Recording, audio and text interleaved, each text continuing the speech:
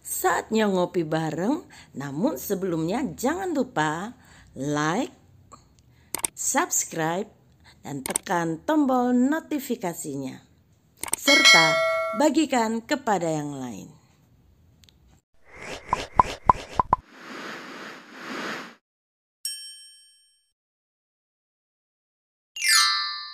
Jangan berkubang dalam dosa. 4 tahun yang lalu, Steve Jenkins membawa pulang seekor anak babi berusia 6 minggu dan berbobot 2 kg. Sang pemilik saat itu meyakinkan Steve bahwa babi itu hanya akan tumbuh hingga bobot 35 kg karena babi tersebut termasuk jenis micropiglet atau babi kecil. Steve memberi nama bayi babinya itu. Kita sebut saja namanya babi E karena Steve memberikan nama seperti nama manusia kepada bayi babinya. Steve memelihara babi E seperti memelihara seekor anjing. Memandikannya, mengenakan pakaian yang lucu, dan berpose manis untuk difoto. Bahkan babi E bisa tidur di tempat tidurnya Steve. Babi E ternyata bisa memiliki perilaku yang baik. Hewan ini bisa hidup rukun dengan 2 anjing peliharaan Steve. Bahkan lama-kelamaan babi E meniru perilaku anjing-anjing temannya itu.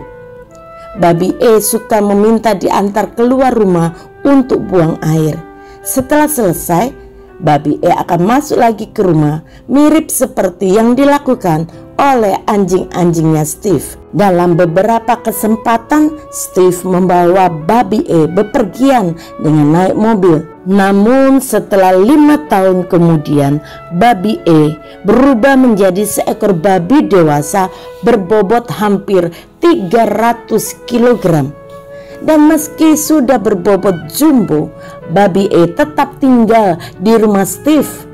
Dia masih tidur di tempat tidur Steve, masih diberikan pakaian-pakaian lucu. Setiap hari babi E menyantap puluhan kilogram buah-buahan, sayuran, dan makanan lainnya termasuk es krim dan kue. Meski kini babi E tidak lagi mungil, Steve mengatakan dia tetap menyayangi babi itu dan akan tetap memeliharanya meski dia akan bertambah besar. Seekor babi yang sudah dipelihara sejak masih kecil, dibiasakan hidup di rumah, dimandikan dengan bersih, tetap tidak bisa meninggalkan nalurinya sebagai seekor binatang yang biasa mandi di lumpur.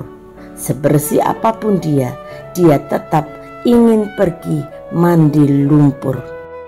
Hal ini mengingatkan saya dengan apa yang dikatakan oleh Rasul Petrus.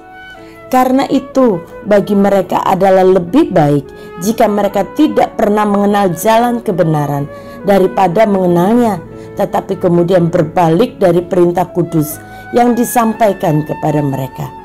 Bagi mereka, cocok apa yang dikatakan peribahasa yang benar ini. Anjing kembali lagi ke muntahnya, dan babi yang mandi kembali lagi ke kubangannya. Saudara, babi yang kotor jika dimandikan akan menjadi bersih. Namun dia tidak akan bersih untuk waktu yang lama karena dia akan segera mencari lumpur kembali dan bermain-main dengan lumpur. Mengapa? Karena babi adalah makhluk yang memang menyukai lumpur. Dia lebih suka berada di dalam keadaan kotor dibandingkan dengan keadaan yang bersih. Saudara, apa yang dilakukan oleh babi tentu sangat berbeda dengan yang dilakukan oleh manusia. Seorang manusia yang jatuh ke dalam lumpur, dia pasti akan bergegas pulang untuk mandi dan membersihkan tubuhnya.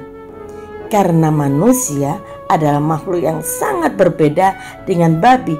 Manusia ingin bersih dan babi ingin kotor.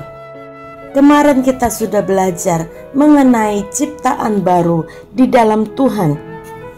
Seorang yang sudah menjadi ciptaan baru bukan berarti hidupnya sempurna.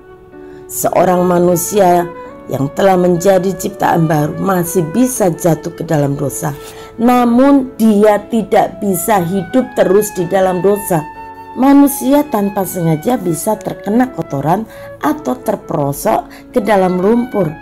Tetapi ketika seorang manusia terperosok ke dalam lumpur, dia tidak akan mandi di situ, dia tidak akan menikmati lumpur itu. Tetapi dengan akal sehatnya, manusia akan keluar dari kubangan itu dan kemudian membersihkan dirinya dan mandi agar bersih. Demikian juga seharusnya dengan orang-orang percaya ciptaan baru. Masih bisa berbuat dosa, tetapi bukan berkanjang dalam dosa atau terus main-main dengan dosa.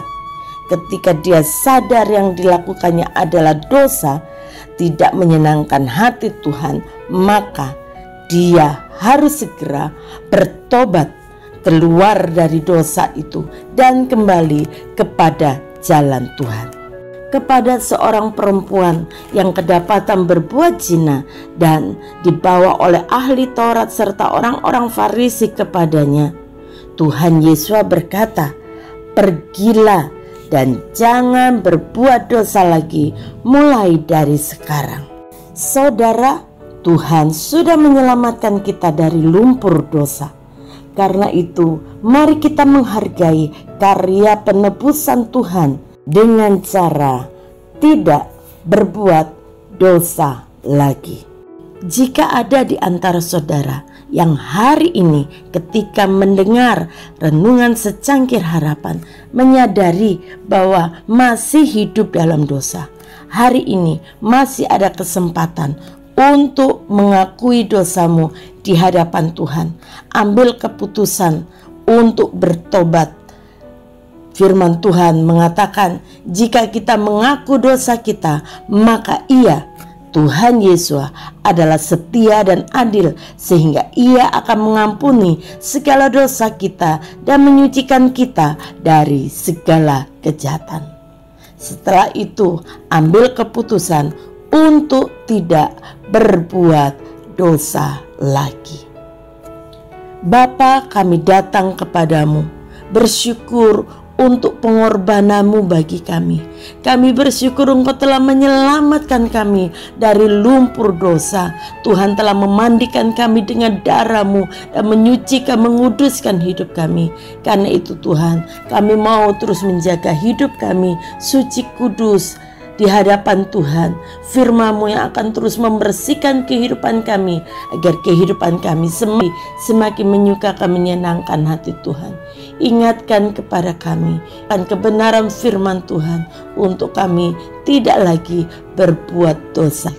Terpuji nama-Mu Bapa, pegang tangan kami, tuntun langkah hidup kami, arahkan terus hidup kami seturut dengan kehendak-Mu. Di dalam nama Tuhan Yesus kami berdoa, haleluya, amin.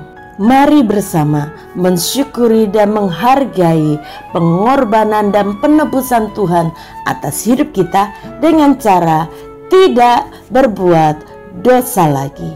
Tuhan Yesus menolong kita semua.